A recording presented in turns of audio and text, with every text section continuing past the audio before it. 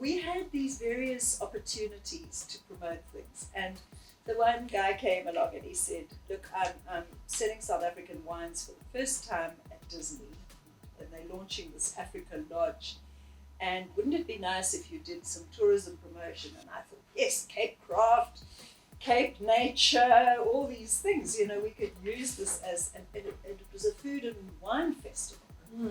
And we packed up a whole lot of craft and sort of took it along. And we did the same in Germany as well. I don't know if you remember, there was Europa Park, I think it was called. And I took a little suitcase that well, and you probably put together. That spawned the idea of a like exhibition in a suitcase. So for years we had an exhibition in a suitcase in our office that could just be rolled out. And I took it and I showed it to people in Holland and all sorts of places as well. So it was really a very nice idea. And then the jazz festival. So we were expected to put all this money into the jazz festival. I mean, they were expecting millions of rands, which we didn't have in our budget. The city always had a much bigger budget than the province for economic development. So I thought, well, how do we maximize things? Okay, craft. People could come and listen to music, they'll drink the wine, they must buy stuff.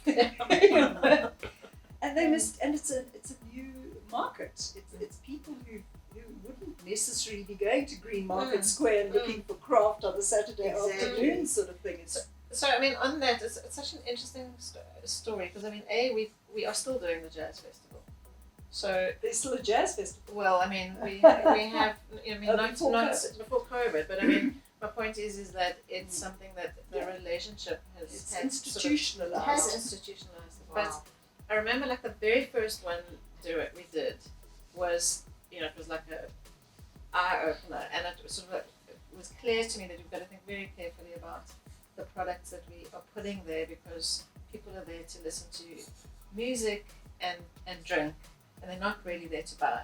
It's socialized. And I came from upper class Joburg. Well, no, but then the thing when I realized that we'd shifted this perception was that at the beginning it was like, these are sort of trinkets or they sort of low value items. A couple of years later, one of the Bafana soccer players' wives came past and bought a leather handbag that cost like 5,000 rand or something. And it was like, for me, it was like that was a sign about the way the appreciation and the value of products. We had changed the sort of market perception over a period of time.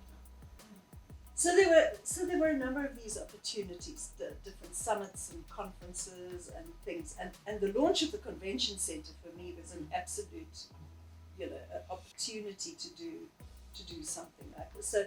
So in all my other pieces of my work, I would see, opportunities to push the CDI. And Erica would say, next week, no. Listen, I only heard about it today, but I've they want you there. And she'd say, okay, we'll do something. She'd break the news to us.